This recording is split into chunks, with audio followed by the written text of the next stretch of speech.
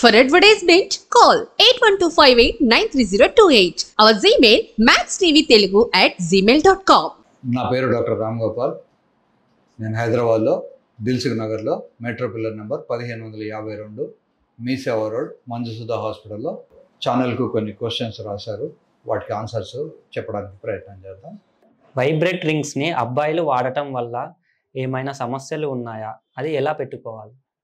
Vibratory ring ఇలా పెట్టుకోవాలి. కింది వైపు కాకుండా ఈ వైబ్రేటర్ పైకి వచ్చేటట్టు పెట్టుకున్నప్పుడు అది లోపలికి వెళ్ళినప్పుడు క్లిటారిస్కు ఇది తగిలేట్టుగా పెట్టుకోవాలి.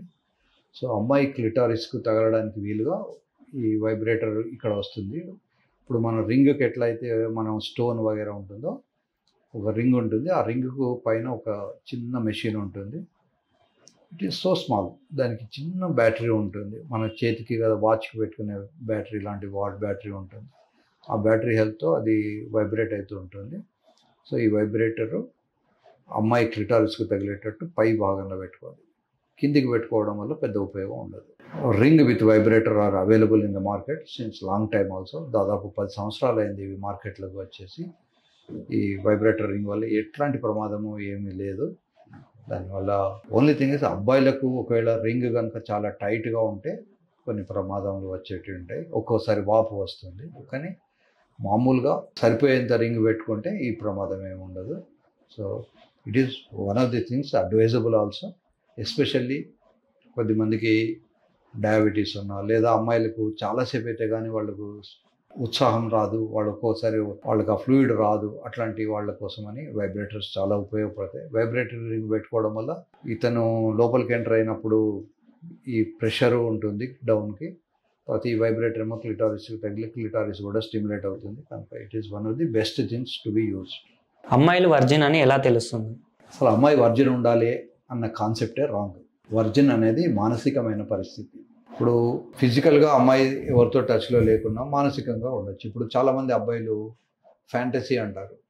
ఏ హీరోయినో అందమైన అమ్మాయినో ఐశ్వర్యరాయనో ఇట్లాంటి వాళ్ళను ఊహించుకొని వాళ్ళు సంసారం చేస్తుంటారు. సో అక్కడ మానసికమైనటువంటి ఒక రకమైనటువంటి ప్రాస్టిట్యూషన్. సో ఫిజికల్గా చేస్తేనే అని అనుకోవడం పొరపాటు. ఫిజికల్గా, మానసికంగా, స్పిరిచువల్గా వీటన్నిటితోటి అసోసియేషన్ వస్తుంది. ఇప్పుడు 35 ఏళ్ళు 40 ఏళ్ళకి పెళ్ళిళ్ళు చేసుకున్నప్పుడు అబ్బాయిలు కానీ అమ్మాయిలు కానీ వర్జిన్గా ఉండే అవకాశాలు తక్కువ ఉంటాయి. బికాస్ హార్మోన్స్ 13-14 ఏళ్ళ నుంచి మొదలవుతుంటాయి.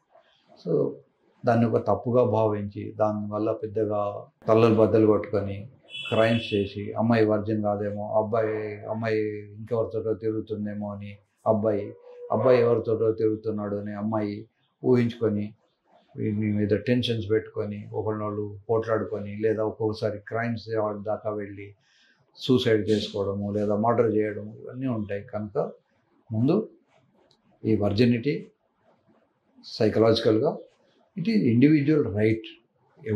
ఎవరితో సంసారం చేస్తారు, ఎప్పుడు సంసారం చేస్తారు, ఎప్పుడు చేయరు అనేది వాళ్ళ రైట్. సో దాన్ని పూర్వకాలంలో ఏమిటి అంటే అమ్మాయిలు హౌస్లోనే ఉండేవాళ్ళు, అబ్బాయిలు బయటకు వెళ్ళి వేట తీసుకొచ్చి మాంసం అది ఇచ్చేవాళ్ళు. తర్వాత అబ్బాయిలు ఉద్యోగాలు చేసి వ్యవసాయం చేసి వచ్చేవాళ్ళు, అమ్మాయిలు ఇంట్లో ఉండేవాళ్ళు. బట్ ఇప్పుడు అమ్మాయిలు కూడా సంపాదిస్తున్నారు. ఒక్కొక్కసారి అబ్బాయి కన్నా అమ్మాయి సంపాదన ఎక్కువ కూడా ఉంటుంది. తర్వాత వాళ్ళకు కూడా ఫ్రీడమ్ ఉంటుంది. They are also individuals. వాళ్ళు ఇష్టం వచ్చినట్టు వాళ్ళు ఉంటారు.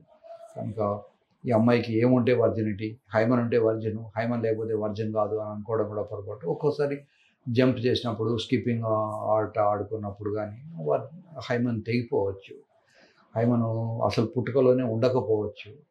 సో ఎన్నో ఉంటాయి.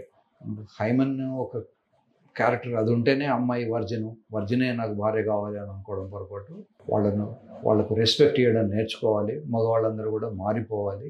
అమ్మాయిలకు రెస్పెక్ట్ ఇచ్చేసి అది వాళ్ళ వ్యక్తిగత విషయం. ఇప్పుడు ఫిజికల్గా చేయకపోయినా మానసికంగా ఉన్నదనుకోండి, అది కూడా మరి తప్పే కదా. ఒకవేళ తప్పు అనుకుంటే ఫిజికల్గా మానసికంగా ఎలా ఉన్నా పెళ్ళైన తర్వాత వేరే వ్యక్తితో చేసినప్పుడు గొడవలు వస్తాయి. కనుక నా అడ్వైజ్ ఏంటంటే పెళ్ళికి ముందు ఎలా ఉన్నా పెళ్ళైన తర్వాత సాధ్యమైనంత వరకు ఎక్స్ట్రా మ్యారిటల్ సెక్స్ లేకుండా ఉంటే సుఖంగా ఉంటారు. Thank you very much. ఏమైనా డౌట్స్ ఉంటే ఛానల్కు రాయొచ్చు. సో నెక్స్ట్ వీడియోలో వాటి గురించి కూడా మళ్ళీ మనం డిస్కస్ చేద్దాం. Thank you very much.